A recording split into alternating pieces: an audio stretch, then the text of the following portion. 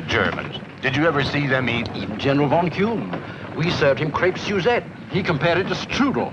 Strudel. My house, when they dined with us, they only asked for sauerkraut.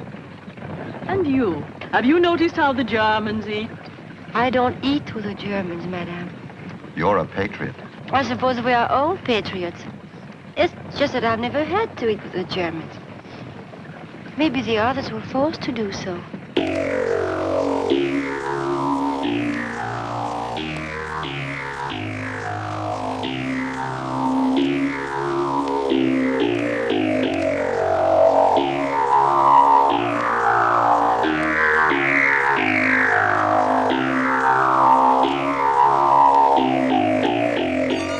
Good evening, guys and ghouls, and welcome back to Monster Craze Memoirs, a generational podcast about B-movies. I am your host, Ian Garcia, and joining me, as always, is my father, Rocco. Hello. So we're coming right after the Ghost Ship. We're moving right along ahead. Obviously, it was, all the way back in Season 1 of the podcast, we already covered both Cat People and Curse of the Cat People. Curse of the Cat People is the movie that Val Lewton produces right after the Ghost Ship. Literally, he's finished wrapping principal photography on the Ghost Ship, and he goes right into principal photography for Curse of the Cat People. Curse of the Cat People had been in development since around March of 1943, and it's only going into production at the end of August, going into September, basically because they had a hard time getting the cast and crew back together for the film. I'm not going to go into too much detail about it. Suffice it to say that Curse of the Cat People, what is notable about that film and what does relate it to the movie that we're going to be covering for this episode, which is Mademoiselle Fifi, is that the original director of Curse of the Cat People is this guy named Gunther von Fritsch. Now, Gunther von Fritsch was a relative newcomer. His previous directing experience was only on 3 documentary shorts that he made for RKO, and so Lewton hires him to be the director of Curse of the Cat People. But what ends up happening is that within only 18 days of Curse of the Cat People's originally projected shooting schedule, von Fritsch has managed to only shoot roughly half of the film. So he's really behind schedule, and what ends up happening is that RKO executives Charles Corner and Sid Rochelle is the guy who has replaced Lou Ostro as the supervising producer of RKO's B unit. And so Sid Rochelle and Charles Corner, they're really dissatisfied with what's going on with von Fritsch, so they remove von Fritsch from the project, and then they take Robert Wise, who's the editor of Curse of the Cat People. They promote him to director. This has actually been a previous experience for Robert Wise, because previously Robert Wise was the editor on both Citizen Kane and the Magnificent Ambersons, and when RKO originally took when they took the Magnificent Ambersons away from Orson Welles, when they were dissatisfied with Welles's cut of the film, they not only had Robert Wise finish editing the film, but they also had Robert Wise direct additional sequences for the Magnificent Ambersons. So now Robert Wise is doing the same thing. He's finding himself being promoted to director on this project. They finish shooting the film in 10 days, and they also shoot additional scenes that RKO is demanding in order to make the connection between Cat People and Curse of the Cat People more explicit, because basically what Lewton has done is that, as we went into on the Season 1 episode about it, he basically takes what RKO wanted, which is just to make a cash grab sequel to the original Cat People, and he turns it into this weird sort of bucolic coming-of-age fantasy drama about a little girl and her imaginary friend and her father's intolerance to it because of his trauma from his previous marriage. Stuff that is very far and away from anything. It was very atmospheric. It was very atmospheric, but it was, it's a sort of the pattern of, once again, this sort of pattern with Lewton where they have these very clear expectations of what they want from him, and he just doesn't do it. And so now with something something like Curse of the Cat People, the one thing you can say about Curse of the Cat People is that it is very atmospheric, but it's not a horror movie. No, it's not. It's just not. No. That's just, Right. I mean, he did not understand the assignment. And so that ends up finally wrapping principal photography on October 4th, and then it ends up getting released in March. So going into the year 1944, Lewton has already been given the green light to develop a non-horror project. He already got the green light to do it all the way back in June of that year, and his next two projects that he's got on his plate after Curse of the Cat People have wrapped are These Our Children and Mademoiselle Fifi. Now, we're not going to get into what happens with Are These Our Children yet. That's going to be for the next patron exclusive episode. For this episode, we're going to be talking about Mademoiselle Fifi. But suffice it to say, Are These Our Children, which eventually gets retitled The Dangerous Age and then finally Youth Runs Wild. Its development and its production are really mired by a lot of political controversy and studio meddling, and it results in the release of the film being postponed from March of 1944 all the way to September of 1944. So all the way at the end of the year. Lewton is basically concentrating all of his efforts at this point on Mademoiselle Fifi. This is his top line item that he wants to get made because this is the one that he's really hoping is going to get him out of the ghetto of horror. Even if he's content and enjoys the challenge of working within the limitations of low-budget filmmaking to try to make a kind of a movie that is the perfect mix of populism but also artistic dignity. This is the movie that he's hoping is going to give him, if it's successful, that he hopes is going to give him a kind of critical recognition and creative freedom that he really wants to have. So the background of Mademoiselle Fifi is that it is also not a horror movie.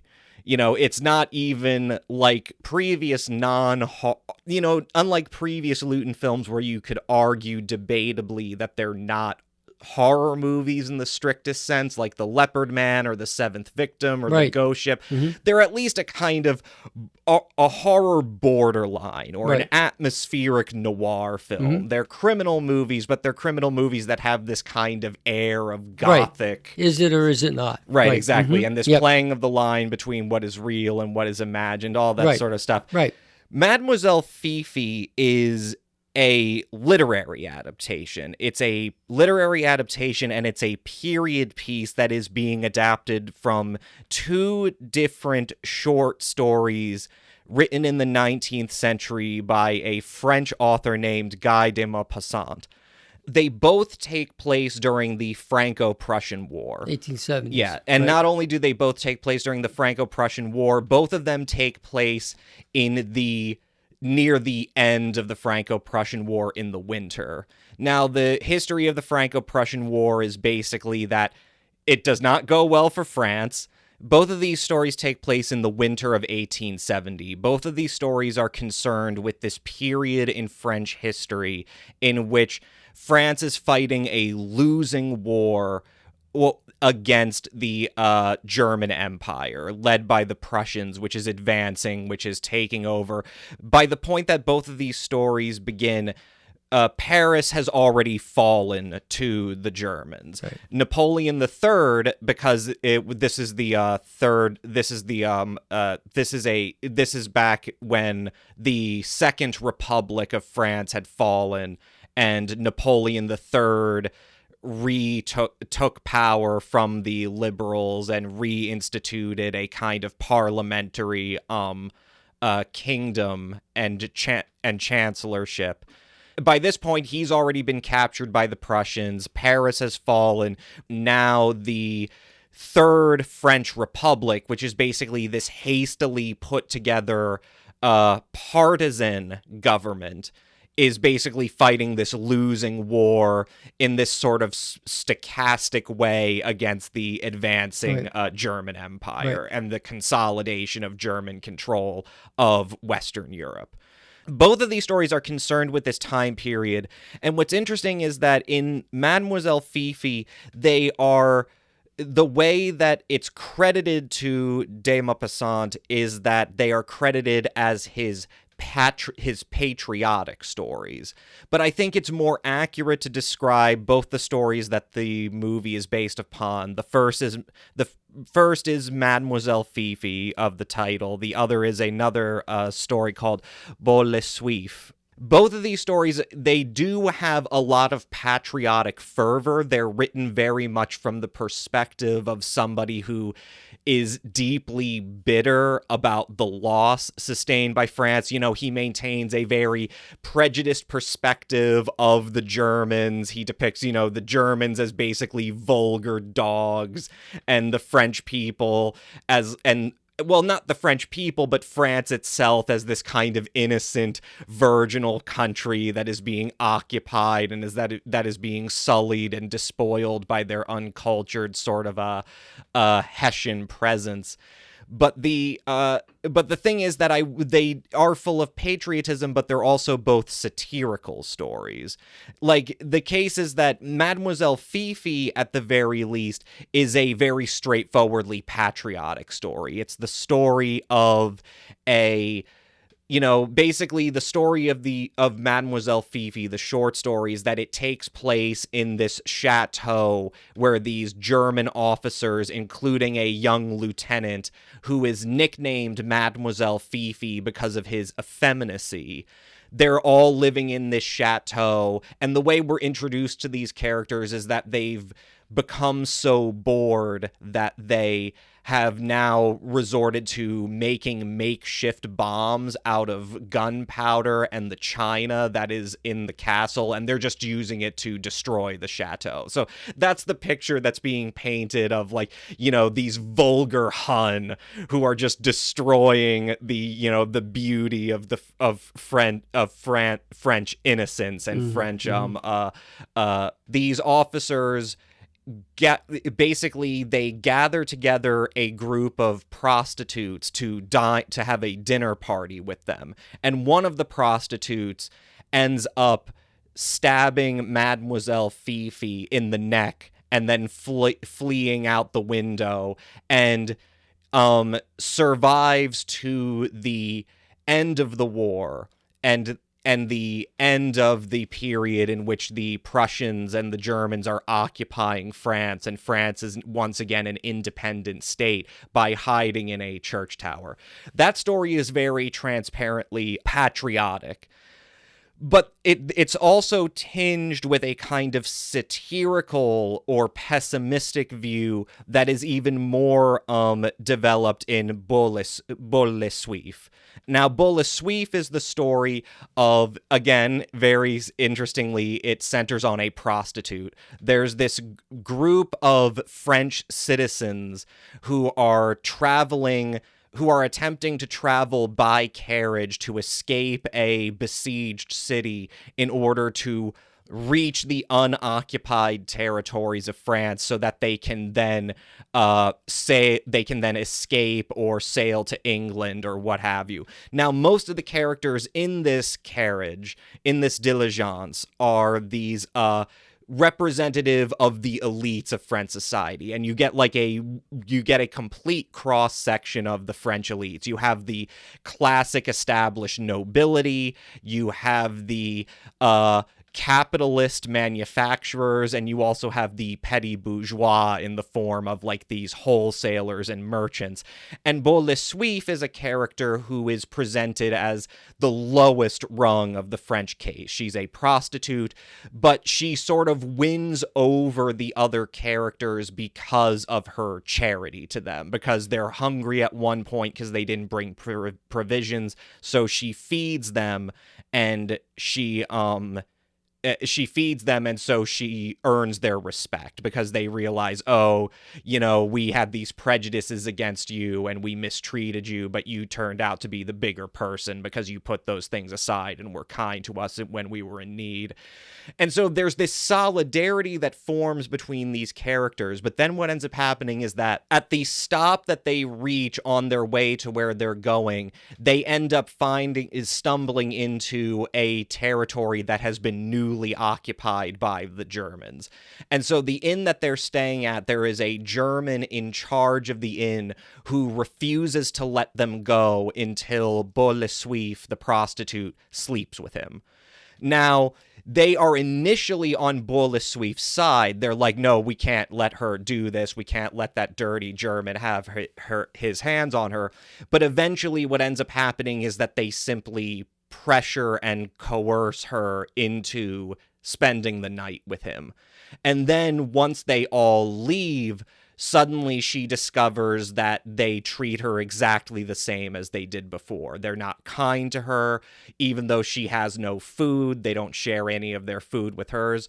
So despite the fact that there is this patriotic air to the story, there is also this satirical theme throughout Guy de Maupassant's writing about the collaboration between occupied French citizens and the German invaders. And also there's a satire of the endemic classism of French society. In these two stories, it is always this prostitute representing the lowest rung of French society, who is always presented as the most patriotic and the most willing to be defiant in the face of invasion. Whereas the further you go up class-wise, all the other characters are willing to collaborate. There's this suggestion that these elites of French society, these figures representing the kind of royalistic and conservative elements of French society rather than the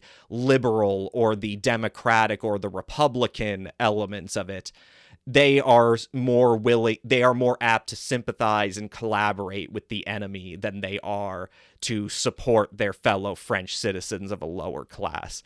And so I think it's interesting that in the film they're credited as patriotic stories when the original stories themselves are quite explicitly satiric. But then again, I think you see in the way that the film is adapted, the way that it's kind of, these two stories are effectively fused in the film into a 2-act structure in which Val Lewton is the first act and Mademoiselle Fifi is the second act. And the two stories are combined together. And so you see, in a weird way, an attempt to mute the satirical elements of the story in order to emphasize the patriotic elements. But I think that sort of becomes emblematic of what kind of doesn't work about Mademoiselle Fifi. I think watching it was a very interesting experience because, like I mentioned on the last patron-exclusive episode, you can't even get a home video copy of Mademoiselle Fifi in America. I had to get a French. It's not a bootleg. I had just had to order a French. I had to order a French DVD version of it, which was the only version that I could find. Luckily, it wasn't dubbed. It was in the original English language. I think it's interesting that, not only has this film not been sort of rediscovered in America, it's that being able to see it and being able to see, what Lewton does when he's able to get out of the horror mold, what he's able to do when he has a bigger budget, because this was also another thing. Once Kerner approved the project, because he was a supporter of it, he wanted to see what Lewton could do with it.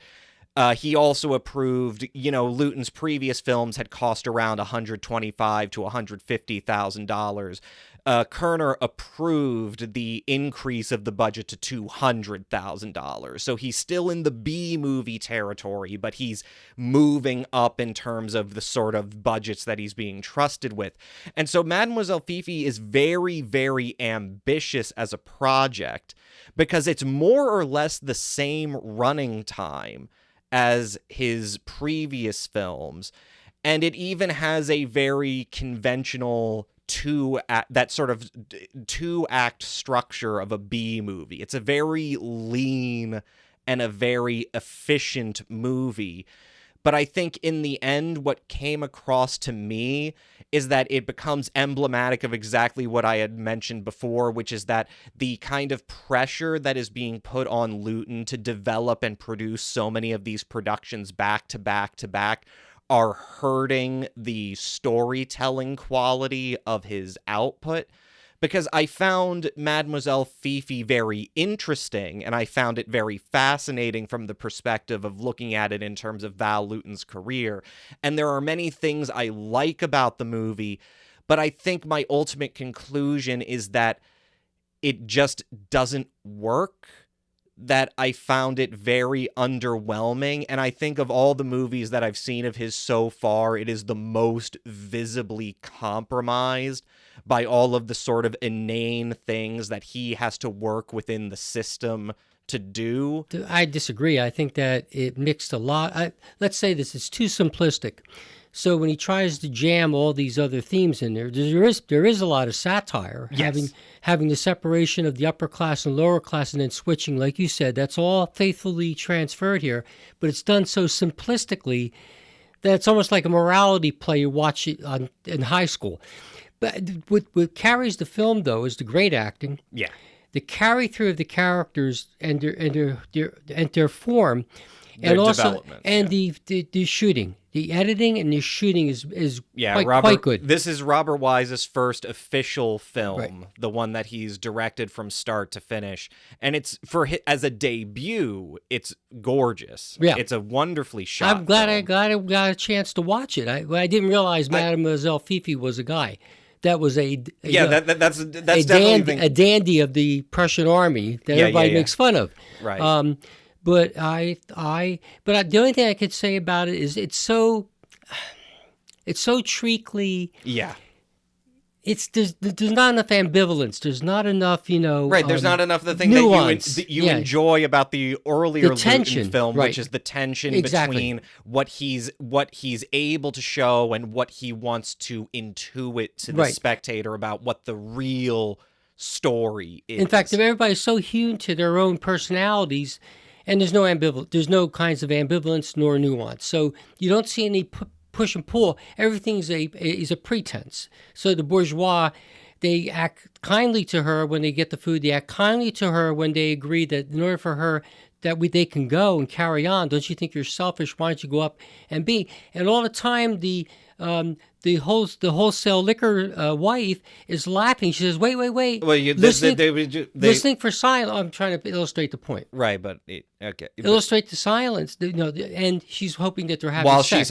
she's having dinner with Right, this guy, right. Everybody is cackling and laughing, and right. the image, and it is a very stark image because it's, and again, it's like the part of it is just the inevitable compromises that he's forced to make, because the central figures of Guy de Maupassant's stories are both prostitutes, which in the film are fused into a single character.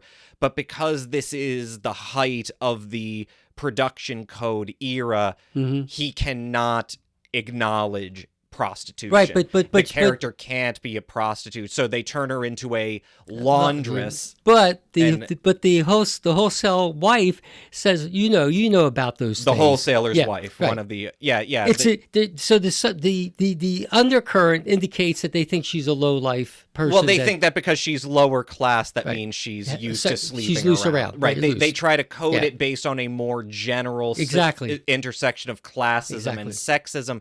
But the problem is that, that's the thing, is that there's this, and that's the other thing, is that, like, in the original story, it's very clear that effectively what has happened is that Val Lewton agrees to make this sacrifice of herself, to basically let herself be raped by the Hun in order to get her fellow French citizens to be freed from them. But in this movie, because they can't acknowledge that sort of thing, even here, Mademoiselle Fifi, the German officer in the story, he's he explicitly doesn't have a sexual interest in her. It's almost it's domineering. It's almost sadomasochism, right? Oh, it's definitely sadomasochism. Yeah, and yeah. it seems, and I mean, and that's the thing is that, like, because, and that's the thing is that, like, it's almost, when you're seeing that scene in which she's upstairs with the officer, and there's this weird kind of debased and kind of really horrific bacchanal that's occurring downstairs, where all of these rich characters get progressively drunker. And like you say, the wife of the wholesaler, the scene ends with her literally being so drunk she's crawling up the spiral staircase like a cat. Good. Norman Van Buren. She's talking completely incoherently and laughing, and it's this thing where it's like there's this disjuncture between what that scene is clearly supposed to be alluding to, which is that these are characters who are laughing and enjoying themselves at the expense of a character who they believe is being seduced by the French, which is to say being seduced, i.e. being raped by the German officer. Right. Or whereas whether she's raped or not, whether she's a real call girl. Whereas because of the limitations of the production code of the time, they then need to cut back to them literally explicitly showing you, no, don't worry, nobody had sex. Nobody was raped. She went back to her room. All that happened was that she was humiliated. Right. Which is bad in and of itself, but I think it kind of perfectly illustrates what isn't kind of translating in the adaptation and which isn't as impactful because of it. But the other laundresses, as a contrapuntal, are those kinds of girls. Well, this is when we get to the Mademoiselle Fifi half of the story, where they go to a different town, where this is where because they can't make it streetwalkers, they have to be, okay, she's a laundress, and she and all the other laundresses are taken to the chateau for this evening dinner party with these Prussian officers. Mm-hmm. But yeah, let's get to the plot, because we're giving a lot away. Let's knit it together. Yeah, let's knit it together. It's getting kind of confusing.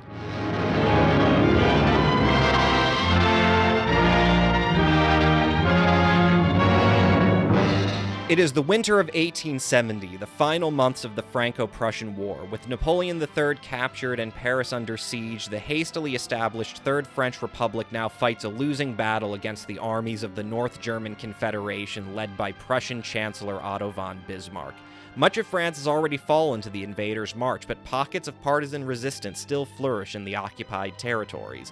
This includes the small village of Clairville in Normandy, where a humble priest, the curé of Clairville, played by Charles Waldron, refuses to ring the bells of his church in passive protest of the German occupation. This provokes the ire of Lieutenant von Erich, played by Kurt Kruger, who can only hope that the curé's replacement, scheduled to arrive in a diligence from the city of Rouen, will think better of following the Prussian army's demands.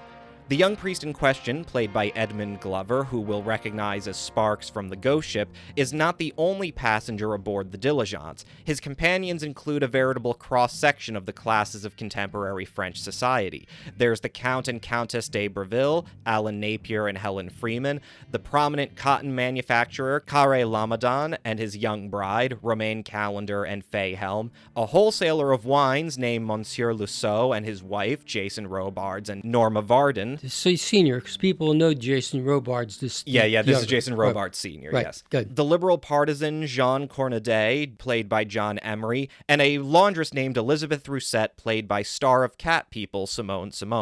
Though Lusseau attempts to keep up a neighborly rapport with his fellow passengers, Cornadet makes no secret of his political prejudices, indicting the noble and bourgeois passengers for their opposition to Republican reforms, as well as their political and economic collaboration with the Germans. Right.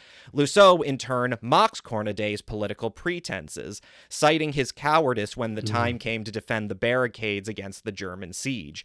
Everyone in the diligence, Cornadet observes, is running away, all save for the young priest and Elizabeth, the latter of whom is returning to her hometown of Clairville to take a job in the laundry owned by her aunt, having been chased out of Rouen, not unlike Cornudet, for her refusal to tolerate the presence of the Germans. Except for Cornudet and the silent priest, the rest of the passengers treat Elizabeth with cold derision. Attitudes turn, however, when the rest of the passengers realize that they failed to bring suitable provisions for their long journey, finding their rest stop along the way completely abandoned in the face of the advancing German army. It is Elizabeth alone who seems to have thought ahead, producing a basket with a roast chicken and a bottle of wine. Luceau is the first to show humility, and with his encouragement, they all accept Elizabeth's offer to share in the meal. In times like these, all men are brothers, says Luceau, and the divides among the passengers recede. They arrive at the rest stop in the occupied commune of Tots, spending the night at an inn where they are greeted by Lieutenant von Erich. Named Mademoiselle Fifi by his fellow officers because of his effeminate looks and demeanor, von Erich invites Elizabeth, whose reputation for hating the Prussians has preceded her, to dine with him, which she adamantly refuses. Von Erich refuses to let the party continue their journey until Elizabeth consents to his demands, although they at first maintain a patriotic solidarity with the little laundress. As the days pass, their cynical interests get the better of them. The Count leads his fellow nobles and businessmen in pressuring Elizabeth into accepting von Erich's offer, and when she looks to Cornudet for support, he is silent. Elizabeth reports to the lieutenant's room that evening for dinner, and while he debases and humiliates her, the rest of the party eat, drink, and laugh merrily at her expense. The next morning, when the diligence is ready to move on, Elizabeth is disturbed to find her fellow countrymen are cold and indifferent once more. The roles reversed, they dine amongst themselves and offer her nothing. Cornudet offers her some of his food, but she refuses. The diligence arrives in Clairville, where Elizabeth and the young priest disembark. At the last minute, Cornudet, disgusted by their treatment of Elizabeth, gets off as well. He goes to the laundry of Elizabeth's aunt to beg her forgiveness, but she refuses because of his cowardice. "I thought you were a good man, a patriot, a fighter, but you are a man who only talks." Inspired to make a final stand to redeem himself, Cornudet meets with the young priest, agreeing to protect the bell of the church from being rung, even at the cost of his own life. In a nearby chateau, abandoned by the previous baroness, the Prussian officers now grow restless, finding themselves too confined by Normandy's inclement weather, passing the time following von Erich's lead by making the shambles of the chateau itself. The Prussian captain proposes a dinner party, recruiting a ladies' man soldier by the name of Le Devoir to pick up 5 girls from Clairville to bring back to the chateau that evening. Le Devoir, with the elegant dresses of the baroness provided to him, goes to Aunt Marie's laundry to seduce the girls working there into attending. Elizabeth's 4 companions are all too eager to attend, but it's only when Le Devoir threatens to have the business shut down that she consents to going herself. Not shut down, starved, right? He threatens to remove the business of the Prussians from the laundress. Right, exactly. And they would have to let go of the other girls. Go ahead. Right, exactly. Go ahead. Sorry. Go ahead. That very afternoon, one of von Erich's underlings leads his afternoon patrol to the church, intent on ringing the bell by force. Cornudet is waiting, shoots one of the Prussian officers, and then goes into hiding. The night at the chateau, the captain divides the women among the officers, with von Erich keeping Elizabeth for himself. Elizabeth remains defiant in the face of von Erich's continued humiliation, and when he slaps her across the face, she stabs him in the chest with a knife, killing him and fleeing into the night. While hiding from the evening patrol, she meets up with Cornudet, and they take sanctuary in the church.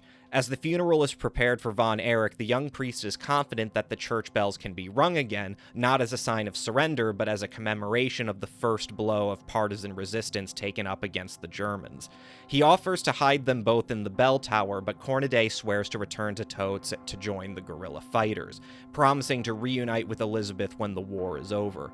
The film ends with Mademoiselle Fifi's coffin being paraded through the streets of Clairville for all to see, Elizabeth watching from above as the young priest rings the bell.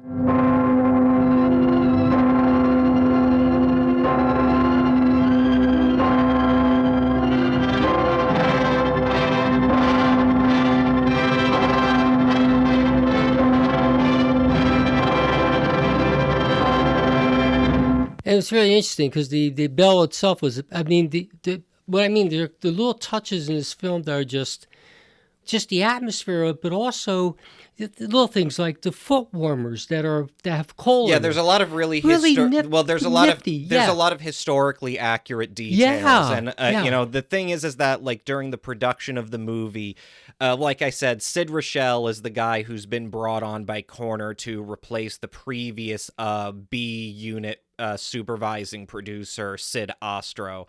And Rochelle is like very despondent with the production of Mademoiselle Fifi. He thinks that the property is just a money loser at the base of it, but he's also like really upset that Wise and Lewton are being so fastidious in terms of maintaining the historical and cultural accuracy.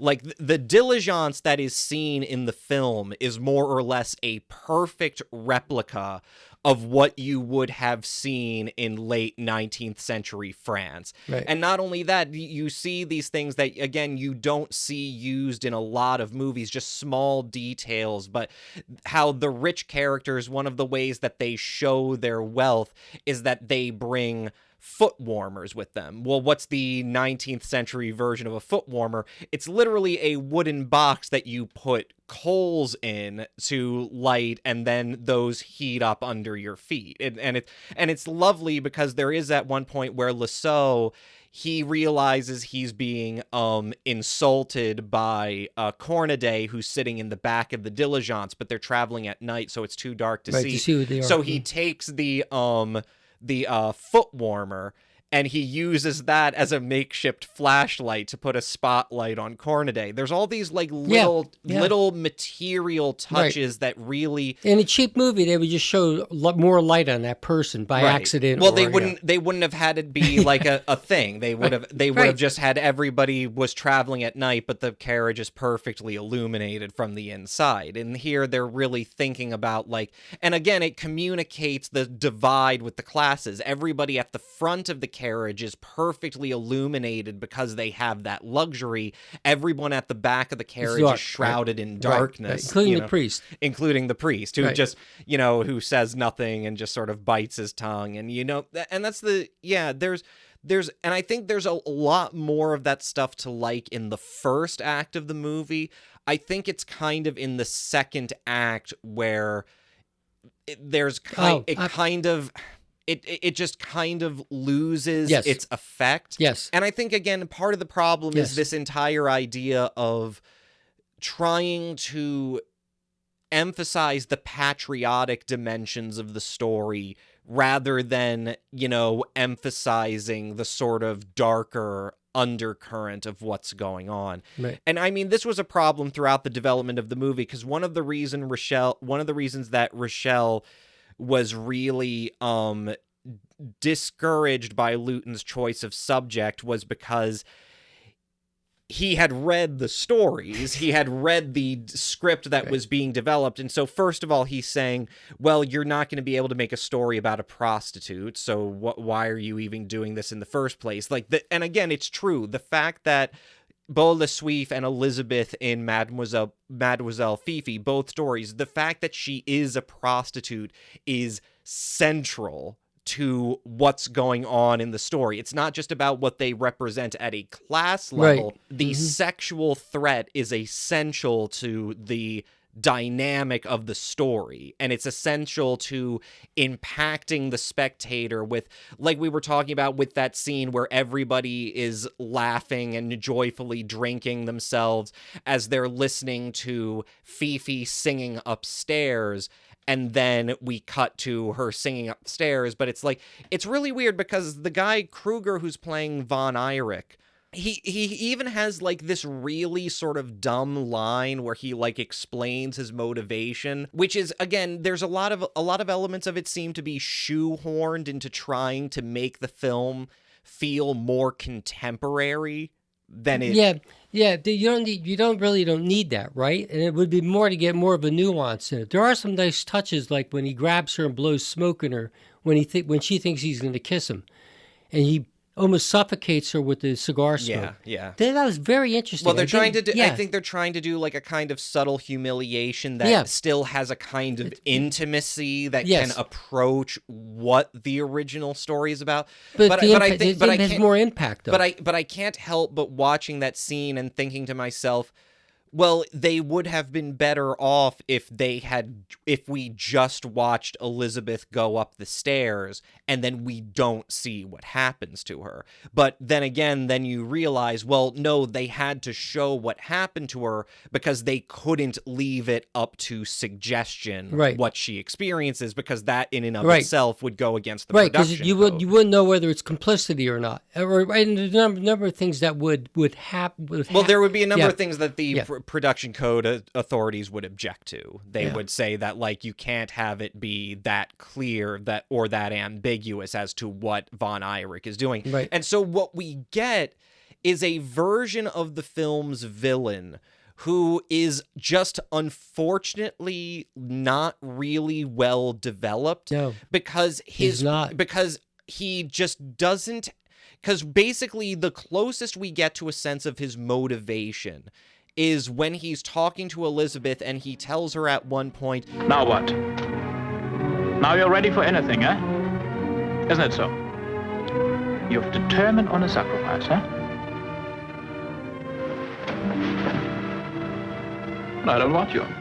I only want to show you when we say to you, do this, you must do this. And when we say to you, do that, you must do that. And that all the time we despise you and your patriotism." You can only despise me because I came here, not because I'm a French woman. What I think of you matters very little. But what I want you to think of yourself matters a great deal. That basically his entire motive is basically saying, like, look, I don't care if you like us. I just care that you consider yourself subservient to us, that you understand that we are the superior people. Well, he does it all through the film, right? He tells the guy, your army didn't last too long, did it? Like, he puts a lot of people down, even in kind of, they know who the guy Cornudet is, right? They exactly. They know who he is, right? He hasn't done anything wrong yet, but they know who he is. And he's worse than a lot of these other characters because, like, oh, you're worse than a regular French opponent. You're worse than a French officer. You're a French Republican. You're a partisan. You don't, you're even lower in the. But that's the thing, is that, like, it becomes this thing where it's like Von Eyrick is a purely ideological villain, and so there's no sense of him as like a fully embodied character who has like a concrete motivation. Like that scene where he's talking to Elizabeth and basically telling her, it's so important that I just debase you so that you get it into your head that all of you are subservient to us, that the Germans are the superior fighters and that we rule the world. These are obviously allusions to the contemporary era. These are obvious attempts to take Guy de Maupassant's more nuanced stories and kind of shoehorn them in to the mold of a contemporary propaganda movie. And you even see this at the beginning. The way the movie is introduced with the title card is, then as now there is occupied and unoccupied. They're clearly making, they're using the Franco-Prussian War as like a clear like antecedent and allegory for the contemporary occupation of France by Nazi Germany. And that's the thing, is that for Rochelle, that was the thing that he was the most trepidatious about, because he's reading the stories and he's reading the early drafts of the screenplay, and he's realizing that these are not really terribly, by the standards of what is currently occurring, these are not terribly patriotic stories. These are stories that are about endemic inequality. These are stories about the elites of society collaborating with invaders, even as those invaders mistreat the citizens of their own country. These are satirical stories. And so from Rochelle's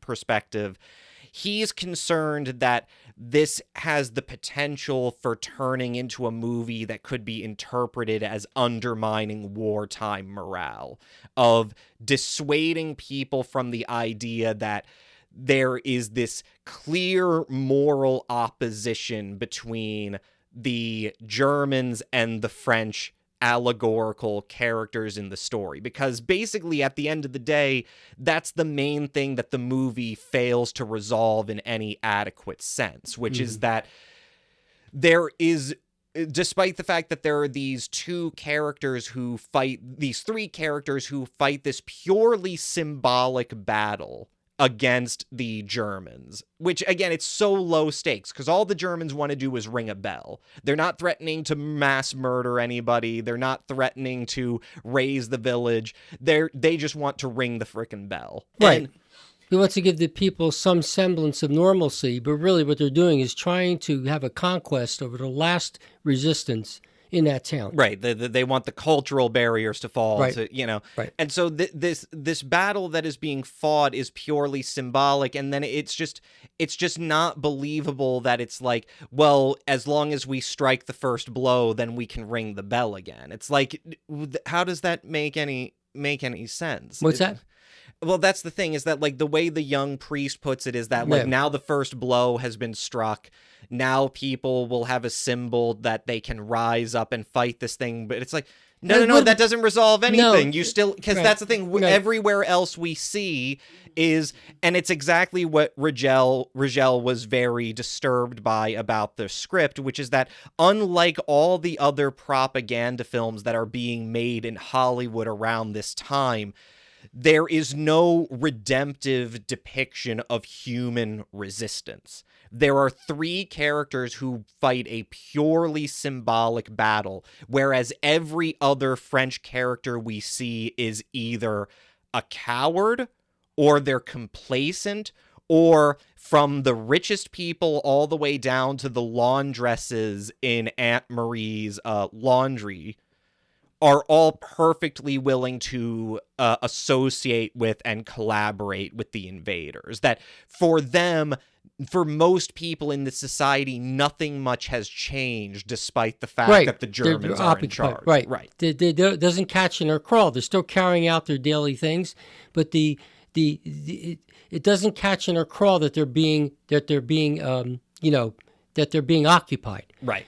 And that tension's not there. And the way I looked at the priest thing, I agree with that. It was really, I think it would have been better if he'd said, well, look, we're trying to save the life of this, resistor, and I think it's worthwhile to ring the bell so that she can get free. Because he says to them, they're not going to come up and look in the tower if we ring the bell. Right. So but that would have been better. Well, yeah, it would have been more interesting is if the characters had decided to give up on one illusion, one symbolic thing that they had in order to make a practical case for protecting for protecting people's lives and doing something that serves the resistance. Right. But it doesn't do that. It's not says the other line. It falls flat. It's just shoehorned in. And it's like, I guess that's it. I guess that's how we rationalize like just the complete flipping of the switch we can't ring the bell because that will mean that we've truly surrendered. It's like, it's okay to ring the bell because we've killed a couple officers. Now it's okay to ring the bell. It's like, no. Why did the bell even matter before? You could have just killed the officers. Well, it's just like it's like you were exactly what you're saying. To have it center on the bell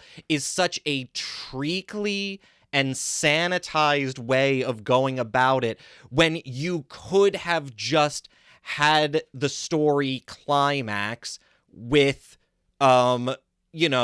Cornaday shooting the officer, Elizabeth stabbing Von Erich, Mademoiselle Fifi, and then Elizabeth hides in the tower, and Cornaday goes on the run, and they sort of like, meet up somewhere. Right, exactly. No, but you do it like Casablanca. They have this heartbreaking thing where it's like, okay, neither of us really knows if one or both of us is going to be alive by the end of this, but you get what Rigel would have wanted, which is a a redemptive depiction of human resistance, rather than what actually ends up happening, which is that the film just ends with this, it solves a purely symbolic struggle that exists only within the minds of these three characters, and it resolves it with a purely symbolic compromise that has no impact on me as a spectator. It doesn't fit. Right, exactly. I said, wait, what? I said, it would be better if he said, look, we know we're saving people's lives. We're paying, and it isn't, and I'm obliged as a priest to honor, regardless of what the person is, the dead body of a person coming through town. He could have done something like that, and you'd have gotten it. You know what I mean? But then it's just you're right. That is, I mean, there are problems with it, and it does. You're right. The second act does not flow right. You're absolutely correct. And it's it just doesn't hold together.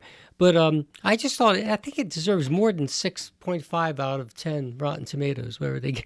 I think it's a better film than that.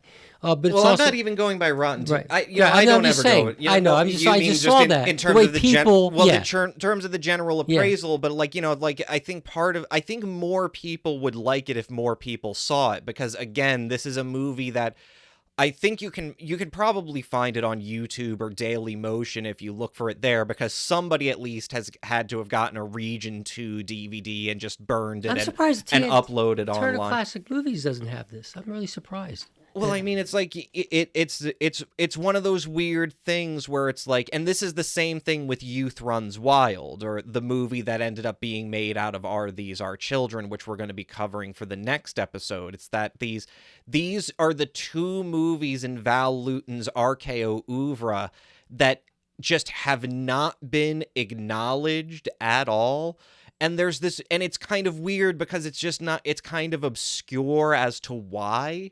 Right. I mean, like, because it's like chopping off, having half a body. I mean, you don't get the whole body of work. Right. So you don't get a full fleshing out of this person's abilities, etc. And so, I mean, here's the thing, though, is that I think part of it might honestly be because even though there's a lot to appreciate about Mademoiselle Fifi, there's this whole kind of,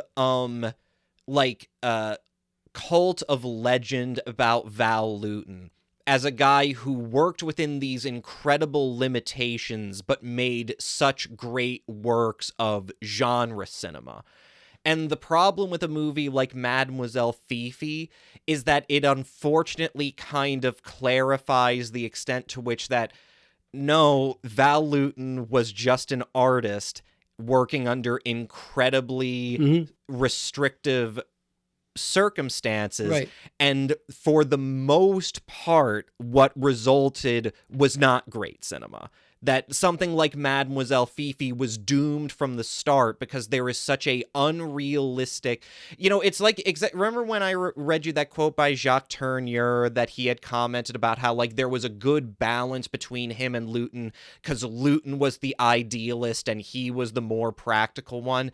I think it really is true that now that there's no Tourneur in Lewton's orbit, and now that he's exerting more personal control over There's the no production. guardrails done. Right, yeah, exactly. Yeah. So now he's doing a thing where it's like, well, I'm going to adapt these two 19th century stories, which are not wartime stories. These are stories that are written after the war, critiquing French society from before the war. To the extent that they're patriotic, the point of the stories is that Guy de Maupassant is, like, viscerally disgusted by what occurred in France during the war, right. About how French people just went about their lives instead of dying on sabers, just to offend, just to fight off the Hun with every last kettle and pot pan. But, like, and then you're taking these stories and you're adapting them to a context where you're not post-war, you're not at the point where you can look back and critique these things, you're in the middle of it. Right. And then you're trying to work within this context where you're going to people and saying, well, here's our script in which the first half of the story is basically, And France was occupied during the time that this was being produced, right? Right, exactly. It's like you're allegorically saying that part of the reason that France was successfully occupied was not just because the Germans were ruthless, it's because the French were complacent and fell over, that they were cheese-eating surrender monkeys, that these laundress women all dressed in white are just so eager to throw themselves in the arms of these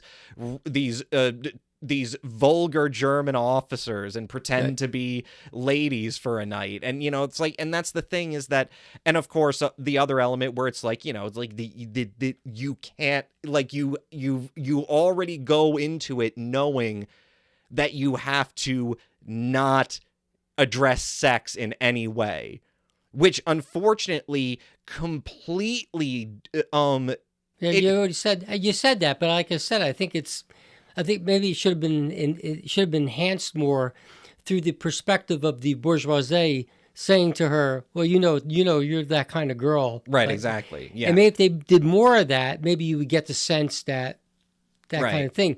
Whether, I don't know necessarily true. Well, then also the other thing, the contrapuntal, like I mentioned before, is the other girls would do that. The girl says, where is my general?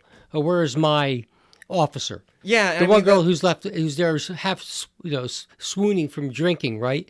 Right. Whereas, so clearly, there is that. I mean, there's enough there's still there. there's enough there, there's though? still that subversive edge to Yeah, it, which there's is still just some like stuff this, there. like that like he's going completely. He's not like that's the thing. He has to outwardly say this is a patriotic story, but at the very same time, he's trying to capture all these things. He's trying to like say like he's trying to also at the same time go completely against the grain and say, no, this is what happens during war. Right. Most people just go on with their complacent lives. Most people aren't obsessed with the principled ideological battles between good and evil, between progress and reform and stuff like that. And from a certain perspective, and that's the thing, that's why the beginning of the first act of the movie is so much stronger. The Beau Le Suif part is so much stronger because you at least have that really concrete kernel of what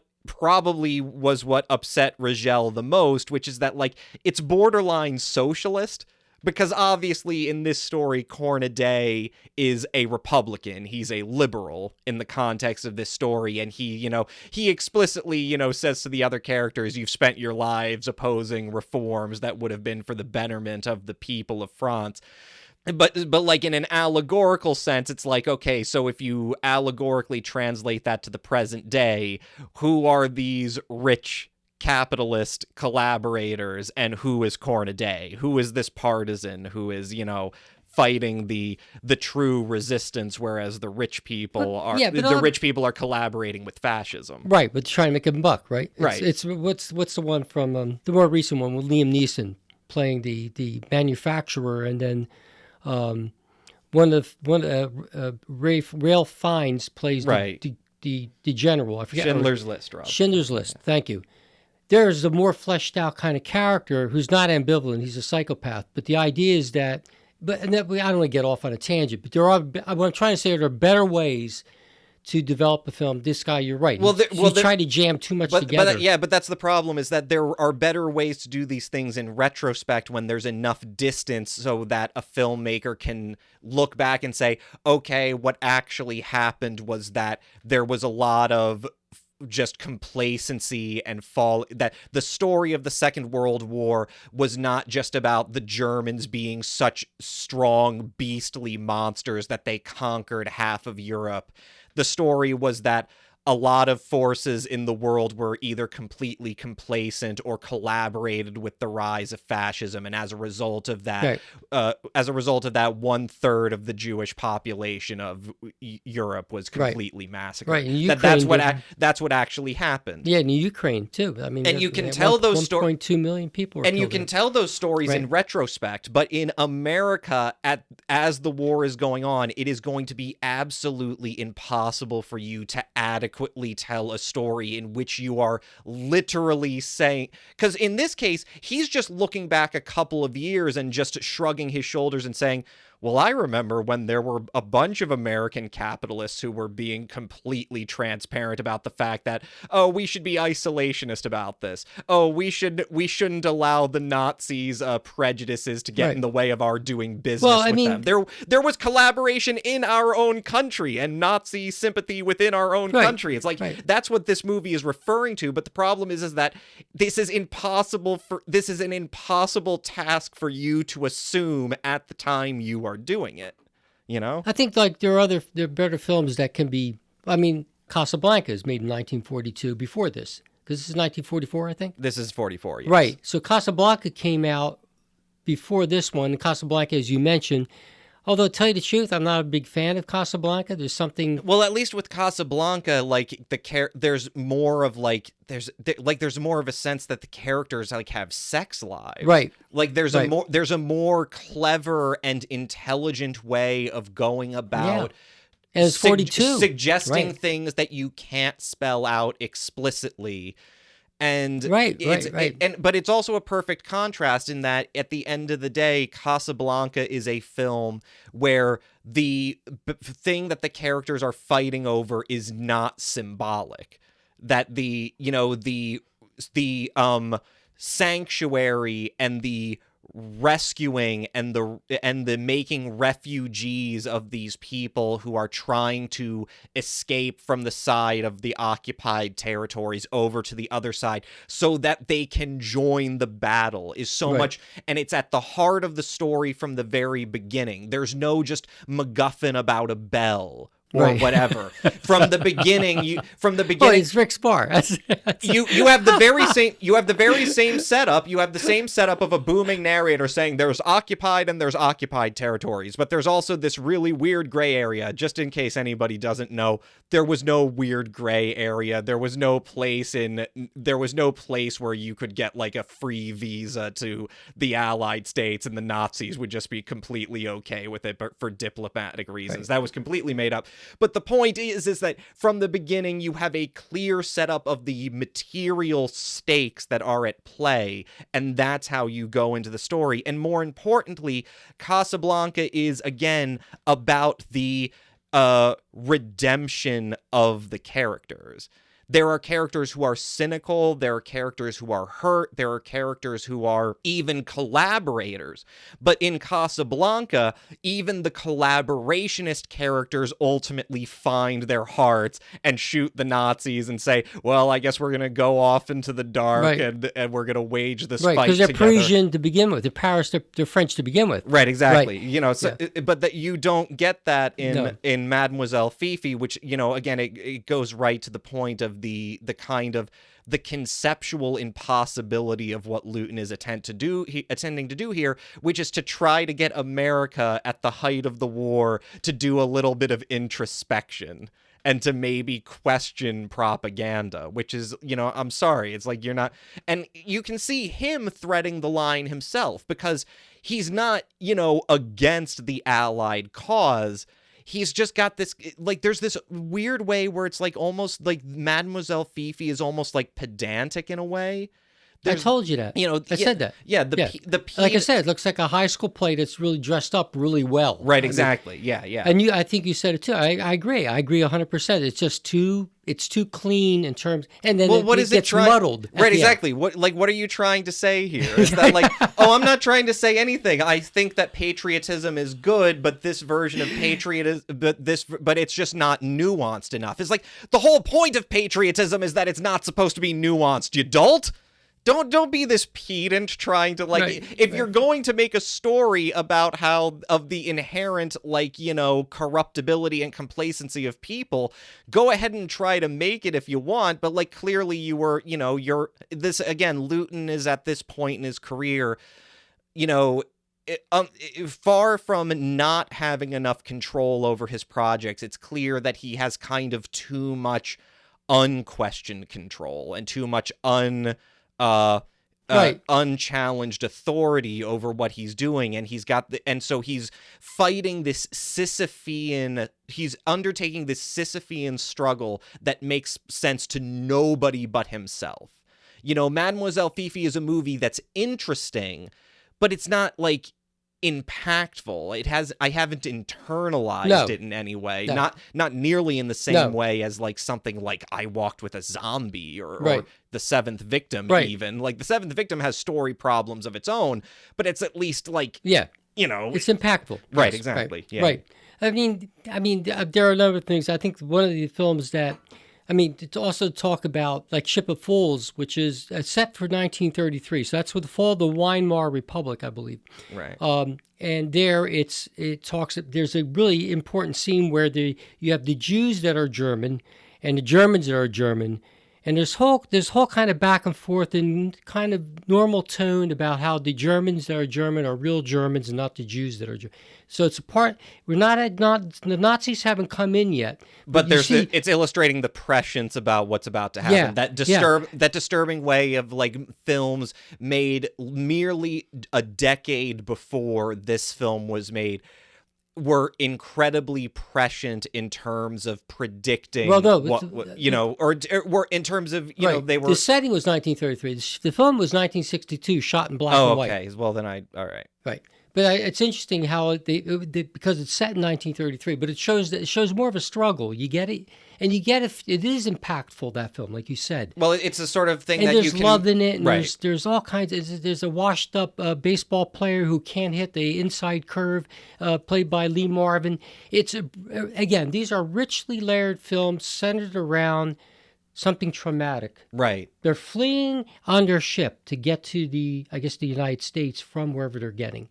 And there's a bunch of these mixed characters on it. It's so right, you're but right. But it's the sort of thing that you can it's only. A tangent. It's the sort of thing that you can only make with the suitable distance of time. Right. Like exactly what you're saying. It's the thing that comes out of when you're able to look back and dwell upon the trauma of an experience without the kind of false epiphany that got you through it. Without the false epiphany of the propaganda, you can then look back and say, okay, here was the actual story that was not about redemption, about the inherent goodness of human nature. This is a story of just an awful, horrible crime of a massive, veritably biblical scale in which we're all guilty either directly or by virtue of our complacency. It's just not something you can make when you're in it and everybody else is looking in and saying, what the fuck is this? Right. You know, what he's showing. Right. And even decades ahead of time, like, you know, it's like something like The Ghost Ship is because it's not intending to be a commentary on the kind of cryptically fascist nature of American society and of capitalism and of the sort of symmetry between the ideologies of authority that are informing one and then the other. Because it's not intending to be those things, because it doesn't have the same pretensions, it's accidentally a more poetic allegory for the period and a more subversive film than Mademoiselle Fifi, which is going in with all of these pretenses. Right. This is what Lewton wants to believe that he believes about human nature, rather than just being an artist and telling the story. Right, telling a story and just imprinting on it and allowing it to reflect back to the spectator. This is who we are. Right. You know, like regardless of what we anyway, want to I think it's worthwhile for your patrons to see this film. Definitely. If they can get a hold of the Region 2 DVD, I highly encourage it. But at the end of the day, I hope eventually this film gets restored, because the print that we saw is in terrible condition. It's kind of interesting. I thought it was pretty good. But the colors are completely faded. There's no. I mean, it's a black and white film, but you know what I mean. The hues. Like the gray, the blacks are not nearly black enough. There's this kind of grayness. Right. The whites are washed out. It's tragic, because even if the film isn't particularly good, it's just, this is a crucial part of a cinematic legacy here. Right. And not only that, it's an important part of the story of the types of films that were being made during the Second World War. It's an important part of the story of how American society and how American filmmakers attempted to tell the story about American identity and about our role in the world at the time that this was happening, rather than in retrospect, right there in the thick of it, what's going on. I mean, look, Mademoiselle Fifi, you know, it gets released, but it has virtually zero publicity. Oh. And at the end of the day, it ends up, you know, being the poorest performing of Lewton's films up to that date. And obviously the question of the incompatibility of this film with what Sid Rochelle views, the incompatibility of the subject that Lewton is trying to explore, and the tenor of wartime morale and propaganda is going to be a theme that is going to come back when we come back for the patron exclusive episode that we're going to be doing on Youth Runs Wild. Because in the time that Mademoiselle Fifi is finally released in, I believe, in June of 1944, Youth Runs Wild, previously titled The Dangerous Age, had already been previewed in March. And the reaction to it was so poor that literally RKO completely withdrew it. They ordered substantial reshoots. They completely took the project away from him, and it only ended up being released at the very end of the year, again with zero publicity. I mean, this is the point. Isn't it? It's like you think he learned his lesson. Isn't it like a history of this guy? Well, here's the thing is, like, at least with Mademoiselle Fifi, it was really just, a lot of it really was just the interference of not only Sid Rochelle, but eventually Lewton's relationship with Rochelle got so bad that he successfully campaigned for Carner to remove Rochelle as his supervising producer, because that's how incompatible they are. That's how much they were completely conflicting with one another. There's this story of how Rochelle tried to deliberately undercut Lewton by slashing his budget from $200,000 to $150,000, which then forced Lewton to have to go to Carner and say, "This guy, we had an agreement. Can you bump it up to 200,000 again and tell this guy to stop fucking with us?" Right. And I think if I'm not mistaken, even at 200,000, I'm reading Wikipedia, that it was actually a poor budget for the amount of days they had to shoot, and also for all the costuming and all that stuff. Let me put it, put it into perspective. The movie only shot for about a month for $200,000. To put it in perspective, the Wolfman cost that much. And what had at least 2 months of principal photography. So, like, that's the context of, like, what they're trying to get Lewton to do. So Rochelle is taken off the project, and he gets replaced with a guy named Jack Gross. Now, Jack Gross was formerly, you know, you would think that would improve the situation, but instead it does nothing to improve the situation, because Jack Gross was formerly a executive producer at Universal. In fact, some of Jack Gross's credits include The Wolfman, The Son of Dracula, and Climax, which is Universal's sequel to their remake of Phantom of the Opera.